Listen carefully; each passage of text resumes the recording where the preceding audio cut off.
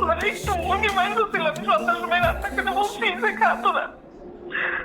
আমার বাচ্চার দুইটা চোখের পানিতে ভাত এক হয়ে গেছে আমার। আমার তখন মনে হয়েছে কি আমি গলায় ধরে নিয়ে মরে যাই। যদি বলতাম না তো ভাই আমি তখন মরে যাইতাম। আমি যে 1,000 টাকা দিব সারা মাসের খরচ, 24,000 টাকা বেতন পায়, 4,300 টাকা হচ্ছে একটা লোন আছে 2 লাখ টাকা, 5 বছর ধরে কাজ নিবে। আর আমার স্বামী 2,000 টাকা কাছে রেখে বাকি টাকাটা আমার কাছে পাঠাই দেয়। সে থাকে আমার কাছ থেকে প্রায় আসতে যেতে প্রায় 2,000 টাকার গাড়ি ভাড়া।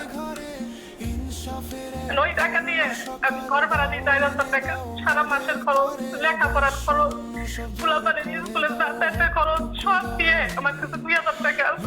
মাসের বাকি আরো পুরো মাস আমি 2,000 টাকা দিয়ে আমি দাওয়াত খাবো নাকি আমি পুরো মাস চলবো, আমি পোলাপানের বুঝে